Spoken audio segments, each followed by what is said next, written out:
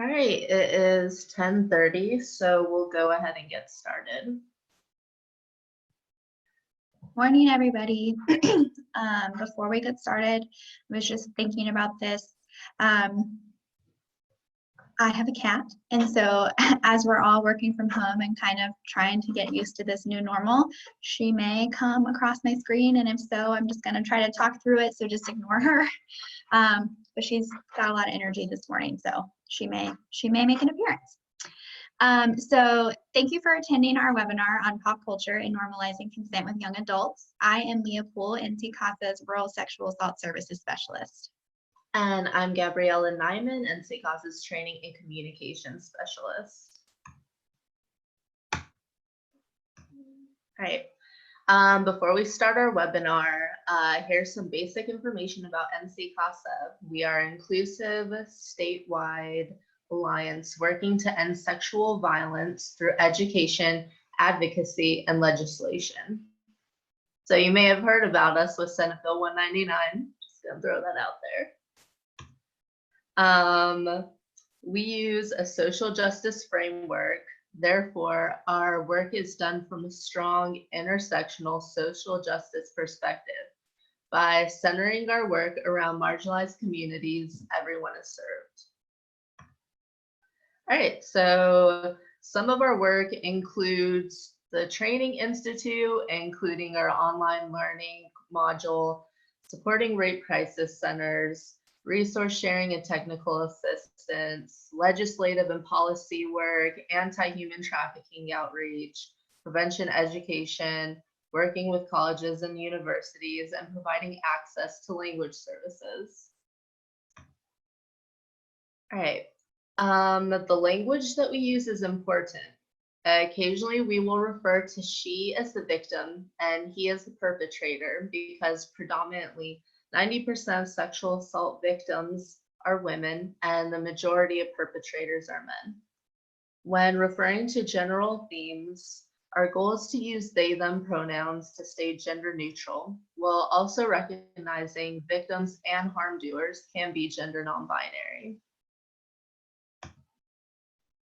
So with that, not all women are victims, not all men are perpetrators. Men can be victims and women can be perpetrators.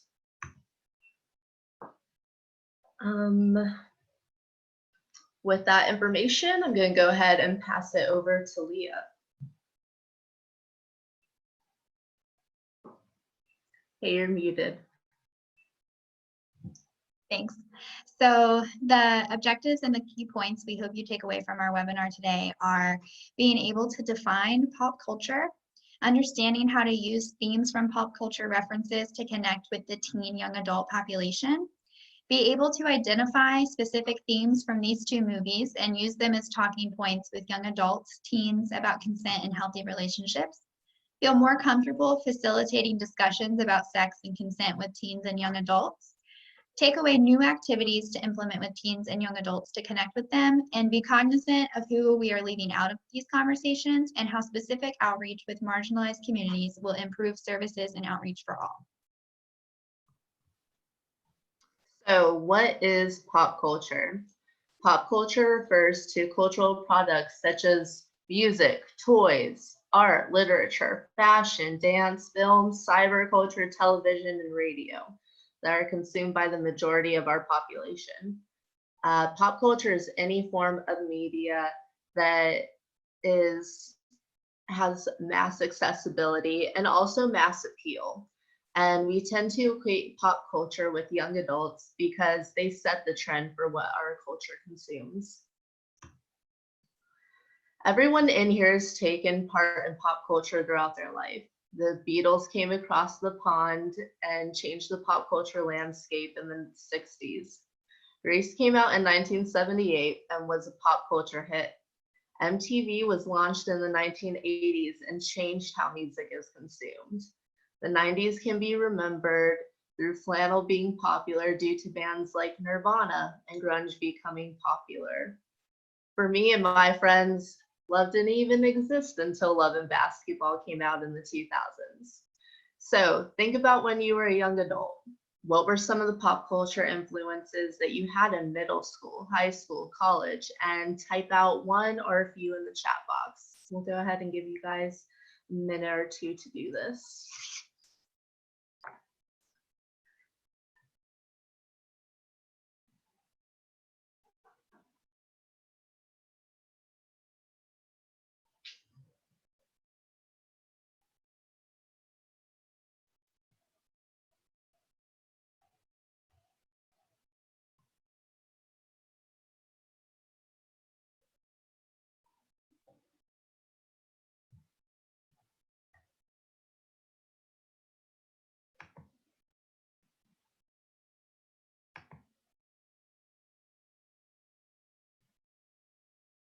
Yeah, so the question is just typing out what some of your pop culture influences were.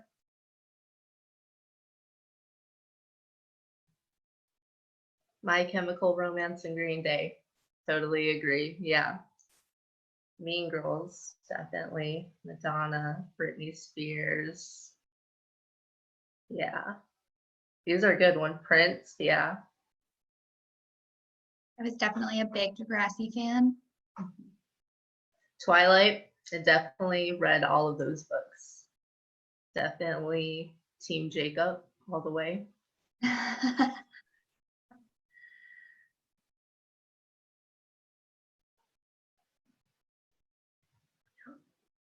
Can't go wrong with Team Jacob. I don't know. I was definitely not into Twilight, but more on the Edward side of things. Wow. Okay. I don't know how we go from here. Jonas Brothers, yep. They came back, so. Hey, I like their new stuff. Vampire Diaries, yep.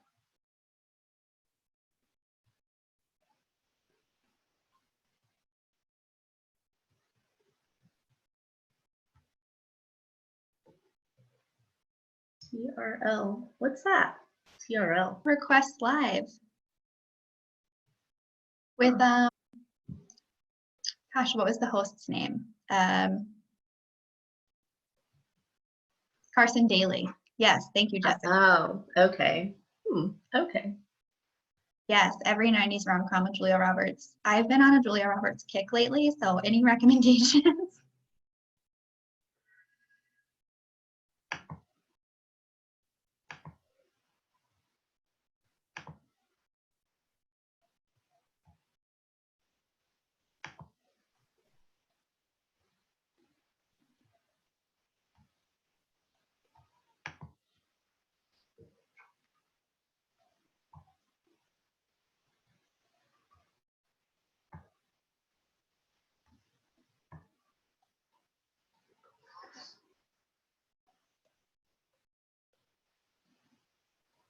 Okay, as they keep coming in, we can keep going.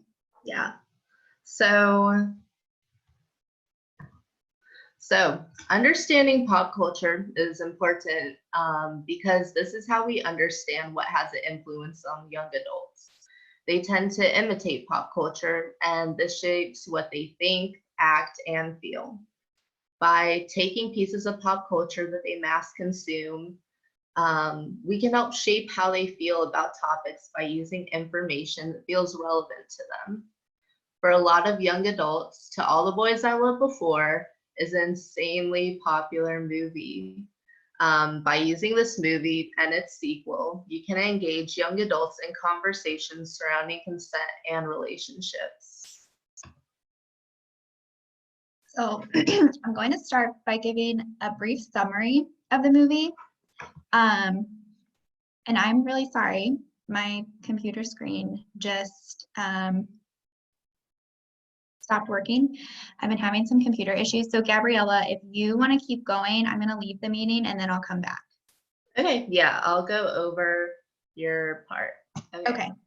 So, brief summary about the first movie for those of you that haven't seen it. Spoiler alert, I really hope you watched the movie before this because we're going to give it all away. All right.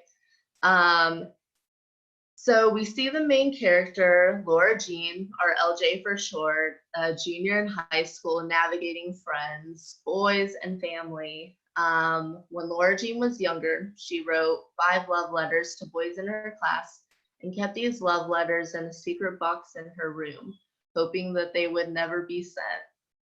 When LJ's little sister finds these letters and thinks that sending them out would help her sister have a more interesting love life, all of LJ's letters are sent to the boys. One of these boys is LJ's older sister's boyfriend, and LJ certainly does not want him or her sister to know how she feels about him. To avoid her sister's boyfriend finding out her true feelings, LJ kisses another one of the boys that received a letter that was just broken up with by the girl whom LJ does not have a good relationship with. This boy's name is Peter. Peter and LJ realized they both could benefit from pretending to be in a romantic relationship. LJ could hide her true feelings from her older sister's boyfriend, and Peter can try to make his ex-girlfriend jealous. Peter and LJ start to pretend dating, but as with any classic rom-com, they end up developing real feelings for one another. All right, I'll go to the next one. And see if Leah pops back up.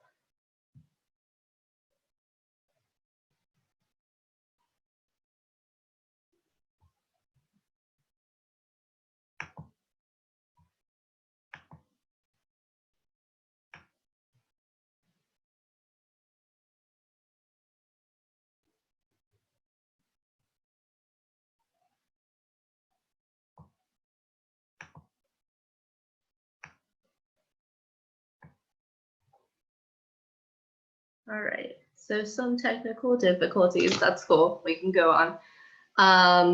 So themes that we see show up in the first movie related to relationships and consent include normalizing consent, boundary setting, playful touching, and power dynamics. So there she is.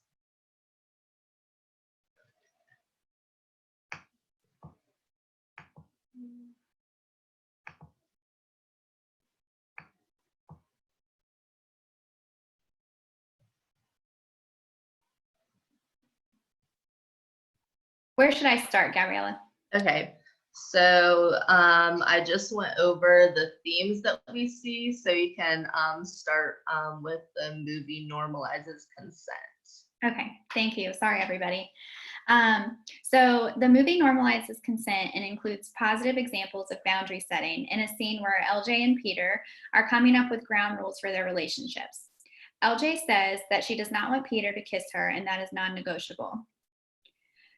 Peter respects LJ's decision, and they compromise based on LJ's comfort level. LJ takes the lead on setting the boundaries and being open with what her comfort level is. This is very different from what we see in a lot of popular depictions of relationships, where usually the boy makes the decisions and the girl feels pressure to go along with it, or she's called a prude, a bitch, or not cool. The example of LJ and Peter making a dating contract may seem silly at first, or not something that can be realistically implemented, but think of it as setting expectations at the beginning of a relationship. Making sure everyone in the relationship is on the same page can mitigate instances where one person feels pressured to partake in an activity that they're not comfortable with. It's also okay and important to say that these expectations and boundaries can change along the way, but should always be a conversation between partners. When we talk about normalizing consent, we don't just want to think about it in the context of consent during sex. There's often a lot of buildup to sex, and if we can make consent a normal part of interacting with others, when the time comes to ask for consent for intimate actions, it will feel less awkward. For example, LJ asks if it's okay to sit down next to another student who's sitting alone on a bench, as well as asking someone if they would like to dance. If we can help young people understand that they're already asking for consent in these situations, it may be easier to communicate the necessity of asking for consent when wanting to engage in sexual activity. Themes that we see of not so healthy behaviors include playful touching and power dynamics. There's a scene in the movie where Peter's friend picks LJ up in a playful way. This happens a lot among young people, where if they think their friend's partner is cool, they can get away with this type of behavior. But just because you're friends with someone doesn't give them a free pass to do whatever they want. In this scene, there was still touching without LJ's consent. You can ask the young people you're discussing this with to think about how they would be impacted if someone just came up and picked them up without asking. Another instance of some unhealthy behaviors that we're seeing in this movie is the presence of power dynamics. Peter is known for having had sex with his ex-girlfriend and has been the object of other girls' affections for many years. LJ has never had a boyfriend before. In contrast to LJ, some may view Peter as experienced. There's a scene where LJ and Peter are talking about relationships, and it feels like Peter discounts what LJ is thinking, feeling, because she's never had a boyfriend before. This would be an example of how power dynamics impact a partner feeling validated in a relationship. Regardless of what someone's relationship experience is, their feelings and experiences are valid and should be taken seriously. All right. So in the second movie, we see Laura Jean and Peter as an official couple. As they start to date, LJ becomes insecure that every single first that she has with Peter is something that he has already done with his ex-girlfriend, Jen. On top of this, Laura Jean receives a letter back from John Ambrose, one of the recipients of the love letters sent out in the first movie. Through LJ's high school's volunteer program, she discovers that she will be volunteering at the same location as John Ambrose.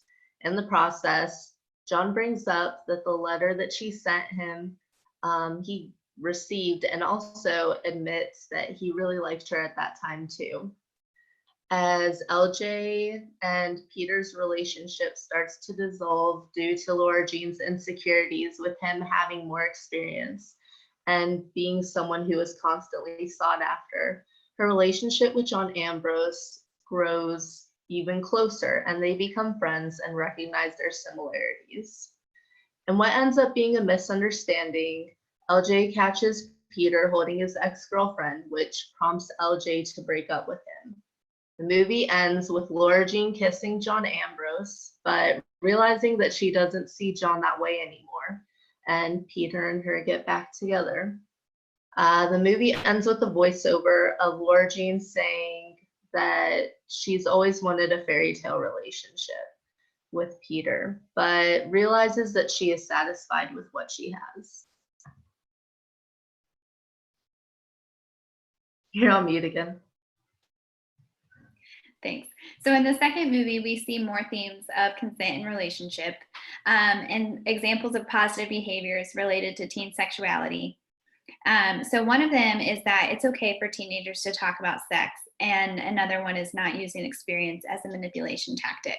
So there's a scene in the movie where LJ is talking to her best friend Chris about sex and Peter. Chris is encouraging LJ to think about herself first when it comes to sex. Chris says something to the effect of, "You'll enjoy sex with someone else more if you're familiar with your own body first." This is so important for teenagers to feel comfortable discussing. By making sex and pleasure this off-limits topic, it breeds shame when talking about sex. If we can't talk about sex in a positive way, when someone has an unwanted sexual experience, they may be even more afraid to tell someone about it, and it could add to feelings of isolation. As mentioned before, Peter has had sex with his previous girlfriend, and LJ has not experienced that yet. LJ asks Peter at one point if he misses sex. I think this is a valid question, and these types of discussions should be encouraged in relationships to be done in a healthy way that is meant to build trust and comfortability, and not used to put someone down or coerce them into doing something they don't want to. When we just assume how someone else is feeling, it can lead us to do things we don't want to do to make that person feel better or to salvage a relationship. Partners practicing clear communication is another good way of making sure all parties are feeling safe and comfortable. This leads us back to the idea of power dynamics. While the first movie struggled with portraying power dynamics in a healthy way, the second movie does address this and the role power can play in consent. There's a scene where Peter and LJ are in his car kissing, and Peter starts to try to take LJ's bra off and feel her breasts. LJ begins to feel uncomfortable and stops Peter, stating clearly she does not want to have sex. You can tell that LJ is waiting for Peter to react in a negative way, but Peter is very receptive and assures LJ that he does not want to pressure her into having sex if she's not ready. and that he does not expect her to have sex with him for the first time in his car in front of her house. LJ feels a sense of pressure to have sex with Peter because he's had sex with before. What I love is that Peter tells LJ that he doesn't expect that just because he and his ex had sex, that he and LJ are also at that point. I think teenagers are not told that enough. Power plays a huge role in consent. Things like age, experience level, racial dynamics, authority, to name a few, can all be unspoken means of pressure to engage in sexual behaviors with a partner. Healthy relationships are able to have these types of conversations to ensure that all involved feel comfortable and safe.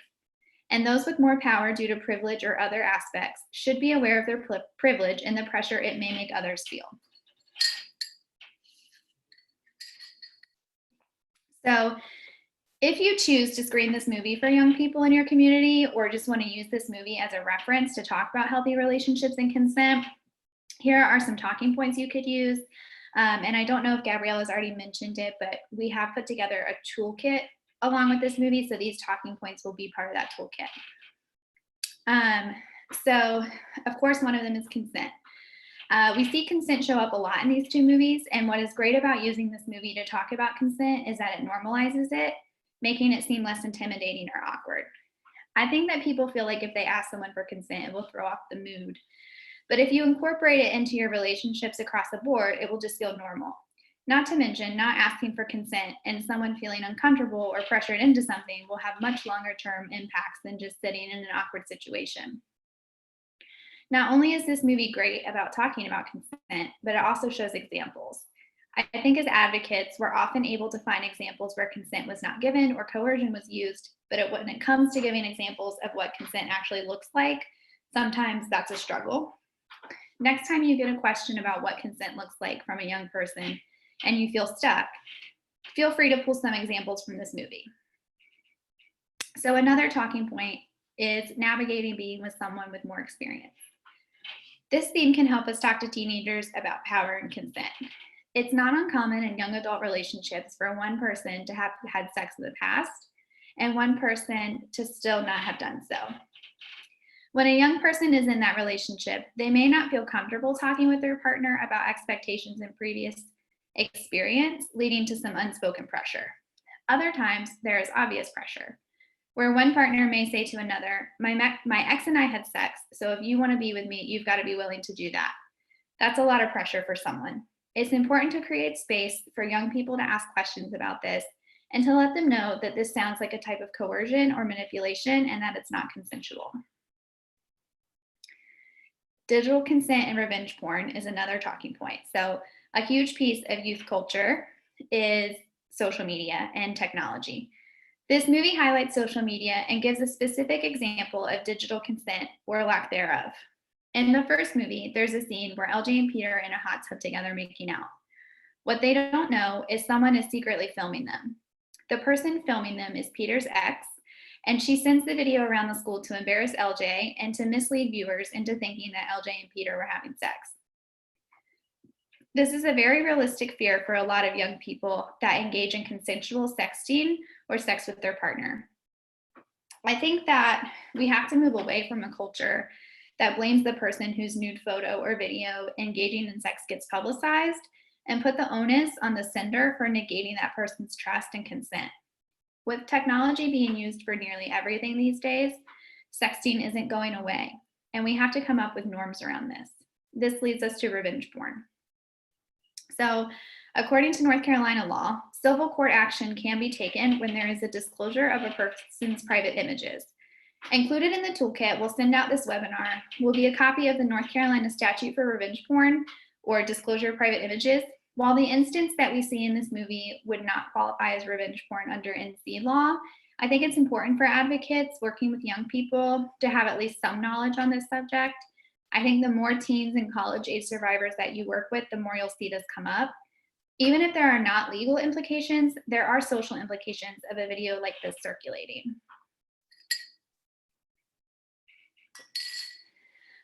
So some of the social implications for girls that we would see is this double standard that exists for girls and boys. So the notion that if a boy is having sex, then he commands more respect and becomes more popular. while girls who engage in sexual activities are deemed sluts, easy, or less worthy of love and respect. We see this exemplified in the movie and the scene where LJ gets on the bus after the ski trip. After the video of Peter and LJ in the hot tub is sent out to everyone believes LJ and Peter had sex. When Peter gets on the bus, everyone claps for him. The next week at school, however, people slut shame LJ by putting demeaning notes on her locker. Further, another piece that we see in young people is even when two students have not had sex, but people think they did, like in this movie, the girl has to fight to be believed by others, and unless the boy sets the story straight, which he often won't because of the popularity he's garnered, others won't believe her. And so keeping with our focus on making sure we're lifting the experiences of marginalized groups, I want to talk about how slut shaming and double standards can impact Black and brown girls differently. So when you think about the word slut, it's almost always a white girl that comes to mind. Why is that? Through institutionalized oppression and racism, we have been shown stereotypes that girls that are white are pure and girls that are Black and brown are naturally more promiscuous. The scrutiny that Black and brown girls endure around sexuality is different than that of their white peers, not because they're not judged, but because society's message has been that Black girls are just expected to have sex, while white girls are meant to save themselves for marriage or someone special. This is incredibly dangerous. Not only is it perpetuating a harmful racial stereotype, it's also isolating a community of young women.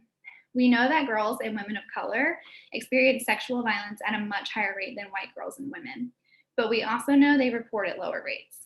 There are a lot of reasons girls and women of color don't report, but certainly one of them is the internalized notion that they will not be believed simply because they are not white and they are perceived as more sexually promiscuous.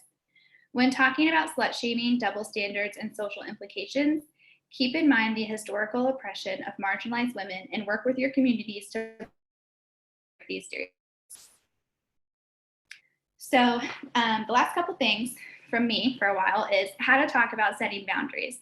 We've already talked about how boundaries show up in this movie, but I wanted to include that here in the talking points that you can use. As discussed earlier, LJ and Peter make a sort of dating contract. While the instance that they make the contract may not be applicable to everyday relationships, setting expectations and ground rules can be really helpful and just making sure that everyone's on the same page. You could talk with the young people you're engaging in this presentation about what this may look like in their relationships. Some examples may be waiting X amount of time before they're willing to consider sex, or saying they don't want to talk past 9 on a school night, or don't call me these pet names like baby or sweetheart.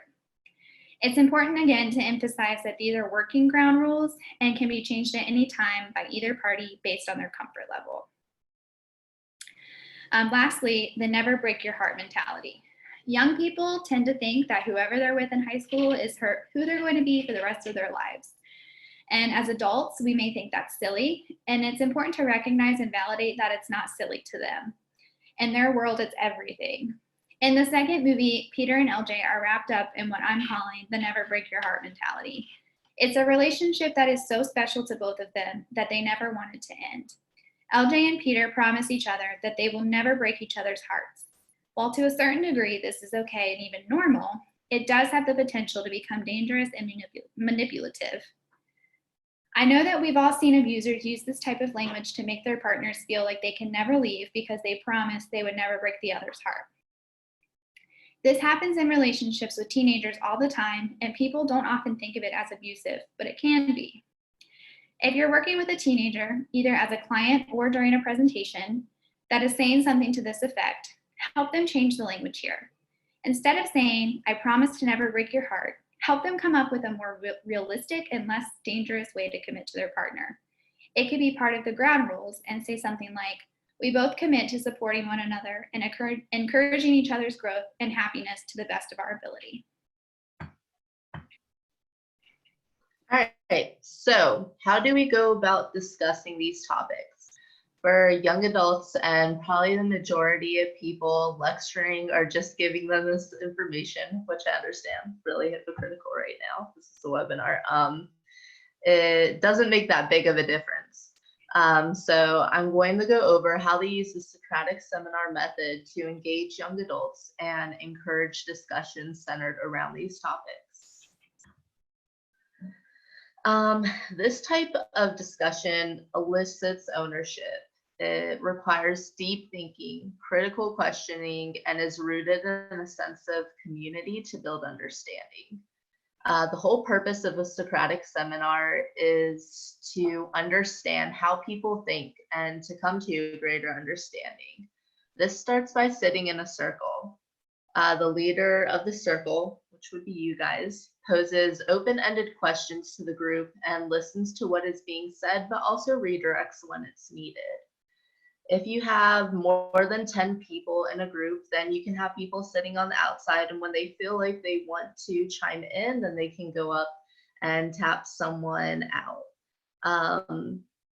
So Socratic seminars are great because they explore how everyone's backgrounds and where they come from makes them interpret topics differently and requires people to try and understand where they're coming from. How I interpret consent as a white, cisgender, heterosexual woman with a higher education may be a lot different than how people from other various backgrounds may interpret consent. All right. As the leader of the group, you will be the one posing questions and mitigating conversation while also adding pertinent information when it is needed. Here are a few questions that you can pose to young adults while having these discussions. In the toolkit, we will be uploading, it will include this sheet and also will include a more in-depth look at the rules of Socratic seminars, how to implement them, and the climate surrounding having these types of discussions. So when we want to implement these ideas that we've kind of talked about so far, here's some examples related to programming around this movie and other pop culture references. You can start to build your outreach with teens and young adults. By using these types of references, you'll hopefully be able to feel more relatable to young advocates and survivors in your communities. So some of these ways may include outreach to an organization with young adults, such as the Boys and Girls Club, and you can host your own movie screening. You could do outreach to your local high schools and college campuses, advertise with incentives that motivate young adults to attend, marketing materials that have images from pop culture on them. And it can also be implemented in direct services as well. So if you're working with a young person who's trying to understand consent and navigate their relationships, you may want to use examples from pop culture to facilitate that conversation. So if a young person comes in and asks if consent was given during their most recent encounter with their partner, you could use examples from this movie to help them conceptualize what consent looks like. We've included some activities that you could use if you're doing programming with young people in your community. So if you would like additional help with these activities, just let us know. In your communities, you know them best. So we would love to hear from you about what you've come up with or have already done in your community to connect with youth. And you guys can put that in the chat box now, or you can contact us later. All right, so as we get stuff in the chat box, I'll just keep moving on. So the first activity that you could implement with young adults after watching this movie is a pop culture scavenger hunt. We've included this activity in the toolkit for this webinar, and we'll go over it with you. So since we've gone over what pop culture is and how it's relevant to everyone's lives, it is now your turn. We will give you a couple minutes to find an example, and that's just based on a pop culture reference for normalizing consent, digital consent, slut shaming, or a healthy relationship. So remember, this could include anything: TV, music, movies, any of that stuff.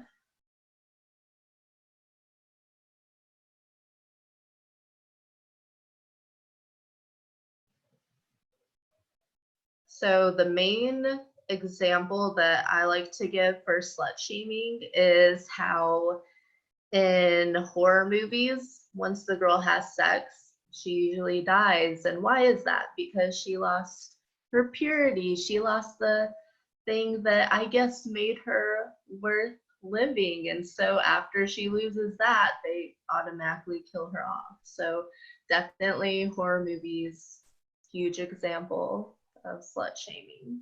So if you could think of any pop culture references related to that, normalizing consent, digital consent, slut shaming, healthy relationships, go ahead and type in the chat box.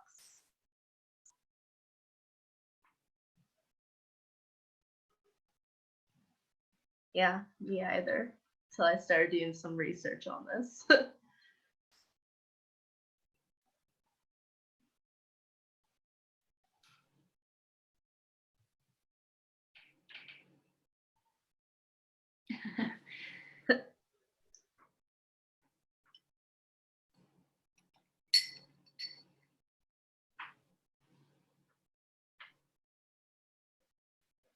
Yeah, Oh definitely. yeah, definitely Greece. Definitely full of negative examples.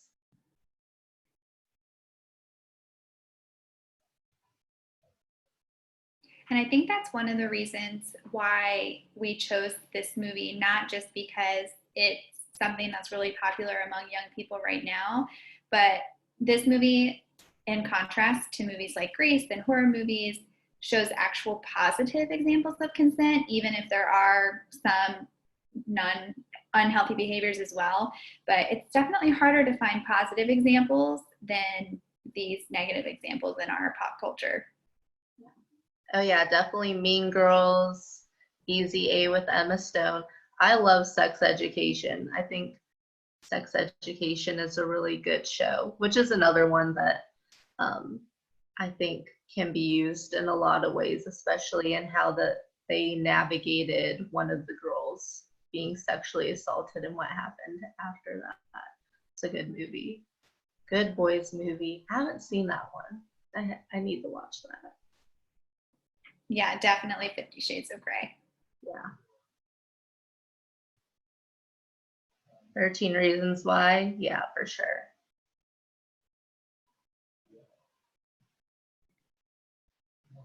Okay, and we'll give you guys another minute to type in any examples you come up with. Oh, Parks and Rec. Yeah, and I really like that Bex, that you talk about like other types of relationships, because I think that's also like a key to connecting consent with young people, is like not just thinking about it in the context of a romantic relationship, but like in all of our relationships. All right, before ending the webinar, could you address any suggestions for applying this to middle school 7th grade age group? I think you could definitely still use this movie because, I mean, I taught middle school. It's definitely a movie that they've seen before. I think certain things you can definitely talk about. Normalizing consent is huge. I mean, yeah, especially with middle schoolers, because they have no boundaries for other people. So yeah, we can definitely address that towards the end. Yeah, and just briefly off the top of my head, something I can think of is, obviously we know that middle schoolers also engage in sexual activities and touching and those kinds of things. But sometimes it's hard in our schools to talk about those things because restrictions that schools might have. So something that you could really hone in on with them is middle schoolers are still using social media all the time. So you can talk about, what it means to just like in a texting relationship. So like if it's a couple and one person in the relationship wants to text all the time 24/7 and the other person kind of needs some space, those are things that they can go over in that kind of dating contract or ground rules that they set, setting boundaries around how often they want to text, if there's times of day that they want to text and other times of day where they're like, I need to focus on school or my extracurricular activities. So I think that, like Gabriella said, a lot of these things still apply. We may just have a little bit more limitations on like how far we can take them, but definitely still relevant. Mm-hmm. And we can talk more about it too.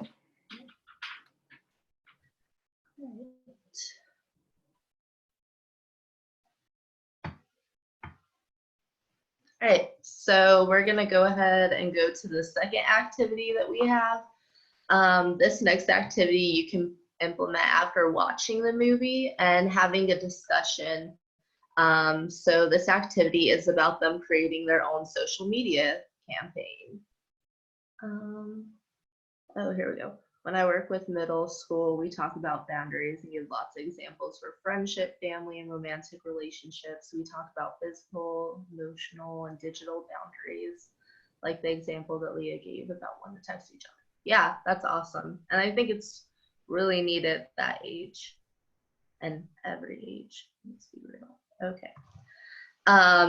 So like I said, I used to be a teacher for middle school and high school, and creating social media campaigns was easily and always one of their favorite assignments for characters. So in this activity, the idea is that they would create a social media campaign based on what they would feel passionate about after watching this movie and what they would want to promote awareness about. They can choose to raise awareness about healthy relationships when it comes to respecting boundaries. From here, they can decide how they want to create awareness, research information that pertains to their topic. And this is where you can help them too with maybe giving them specific information that relates to the topic that they chose to create their social media campaign about. Figure out which media they will use to promote their cause, whether TikTok, Twitter, Instagram, Facebook, whatever they want to use. And do other aspects of creating social media campaigns, such as choosing a hashtag, or maybe they'll have a challenge linked to their social media campaign. This document will be located in the toolkit as well. So now we are going to move on to some limitations of this film. So as a key tenet of NCCAS's mission and work is by being intentional about outreach to survivors from marginalized communities, we're better able to reach all survivors. It was important for us to talk about the limitations of this movie in regards to visibility of all types of relationships. LJ and Peter are a heterosexual couple, which comes with complications, but let's take some space here to consider additional barriers that young LGBTQ+ couples may face. So one of those could be in power dynamics and blackmail. So an example of that could be if one partner hasn't come out yet and the other partner has, they could use that as a manipulation tactic or a way to blackmail them into doing something.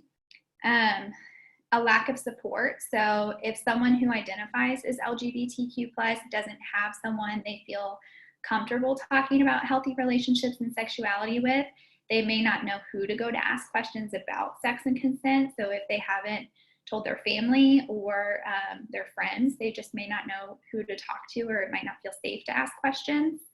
A lack of recognition from others of their identities. So if the school that the student attends doesn't acknowledge LGBTQ+ as an identity, they may feel really isolated and feel that they don't have a healthy example of sex education that applies to them. A perceived or realistic lack of resources.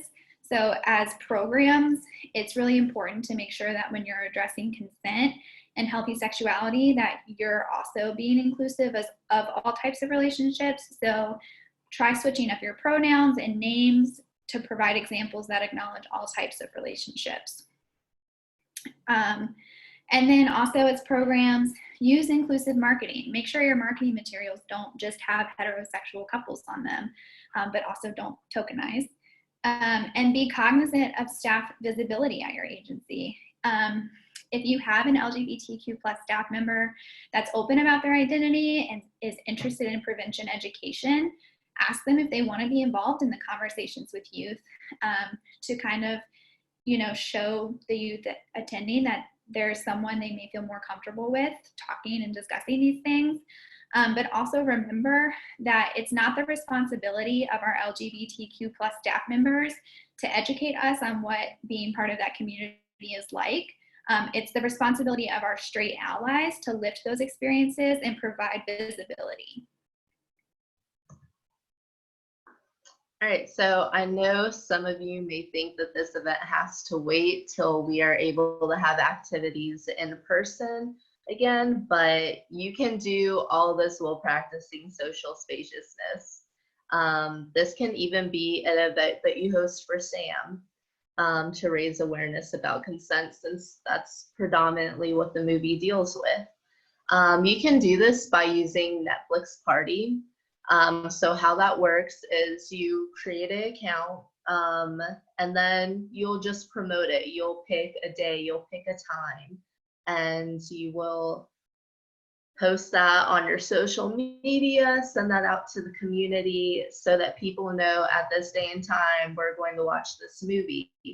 And then when it gets close to that time, you can post the link, and that way everybody can view this movie together. There's also a chat box that comes with Netflix Party. So if you want, you can identify like consent as it comes up in the movie. You can have questions that you post to everybody. And then after the movie, you can also take to social media. You can invite the people that, I mean, if you want, you can have them register for this and send out the link. And you can invite the people that register to watch a Zoom, or maybe you'll take the social media and do a Facebook Live or a Twitter Live or Instagram Live. And you can have meaningful discussions and even answer questions to young people about how certain themes appear in the movie, and just give them information that is pertinent to them in a way that they understand, because this movie is really relevant to them as well. So definitely doing this is a way that you could still have a social spaciousness event while, raising awareness about consent to young adults. So I know that we threw a lot of information at you, and we will give you the next few minutes to ask any questions that you have for us.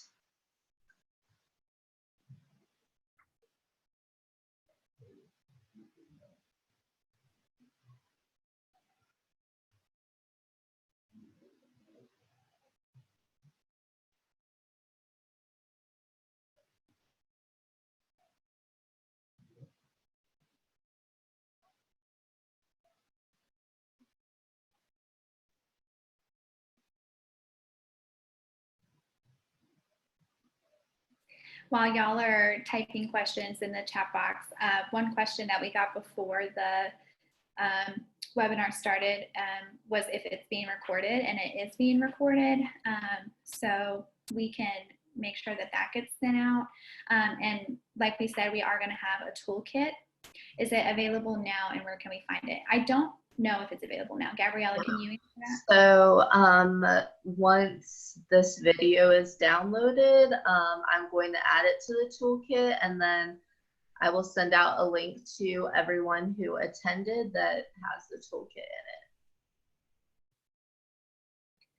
in it. And Carolyn asked, or says that she wants to do an event like the Netflix Party idea, and has anyone had luck advertising it on Instagram to reach local high school students? So has anyone done a Netflix Party yet, and how did it go, and how did you advertise it?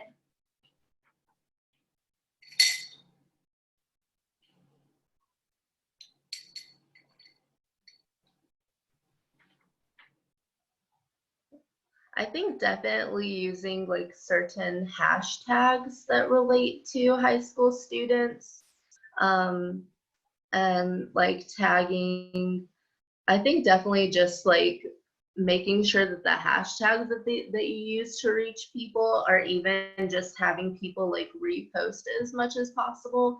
Because I mean, like, I have a lot of friends who are teachers whose students say that they literally have nothing to do right now. And so I think any opportunity where if you get a couple of their friends on board and then the rest of them find out about it, it just snowballs from there. That's definitely a good way to reach like any young people. Yeah, and I think to Kelly's point about reaching out to the school contact person, I don't have children, so I don't know this for a fact, but my assumption is that a lot of your schools are probably sending out emails pretty regularly as students are working from home. So you may reach out to whoever is in charge of like school social media and see if they're able to advertise this on their page or send it out in an email. And so, you know, framing it a certain way or putting it on the school website, that's a great idea. So yeah, so I think reaching out to your schools directly is a really, really good idea. If you have teenage children at home, maybe see if you can get them on board to tell their friends. And like Gabriella said, once one person does it with young people, it like spreads like wildfire. So, you know, use your kids.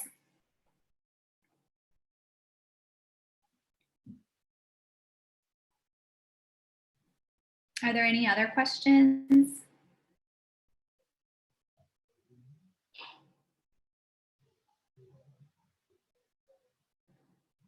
Anything that we talked about that wasn't totally clear? Beck says a dean of students or counselor or social worker could be a good contact point. And usually you can get approval from the principal if it's school sponsored. So that's a great thing to know.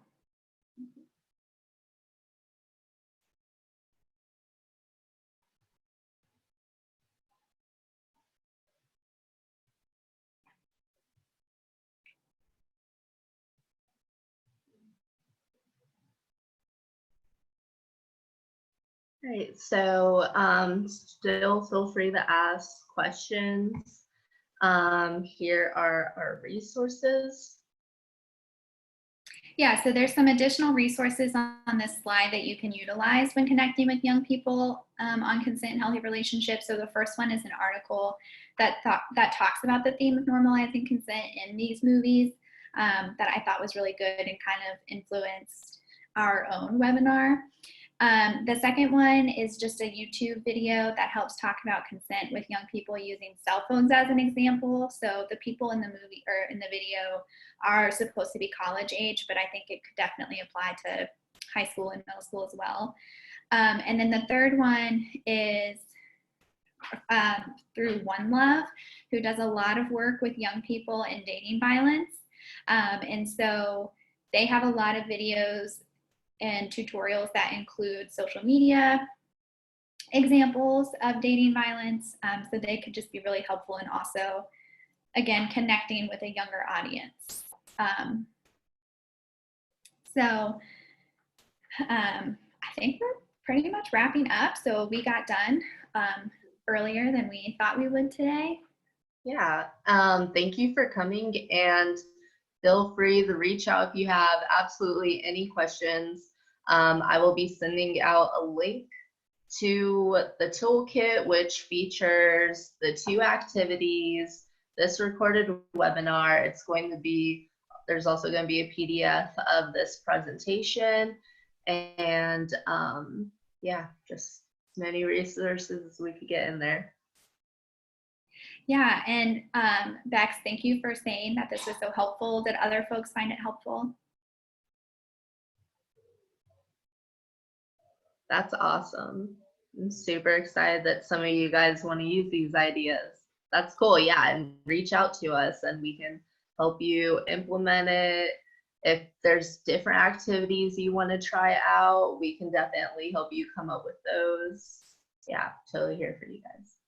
Yeah, and I would say one last thing, just specifically Gabriella can help you with this, but also as the rural sexual assault services specialist, I definitely want to recognize that in a lot of our rural communities, internet access can be harder to reach, or it could be a little patchy.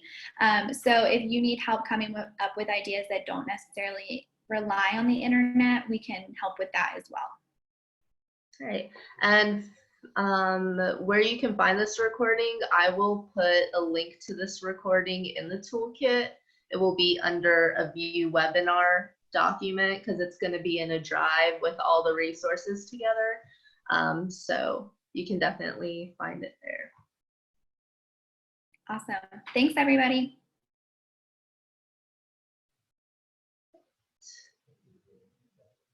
And I'll just give it another minute if any questions are rolling in, and then I'll go ahead and stop the webinar.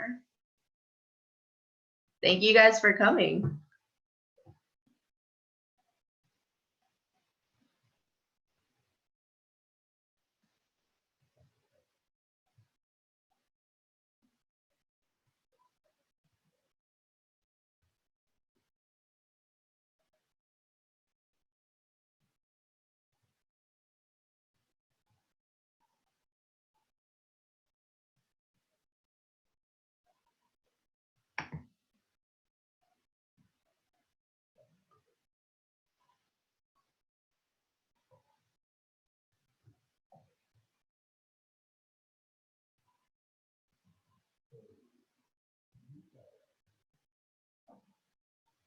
All right, I hope you guys have a great rest of your day, and I hope to see you at our future trainings.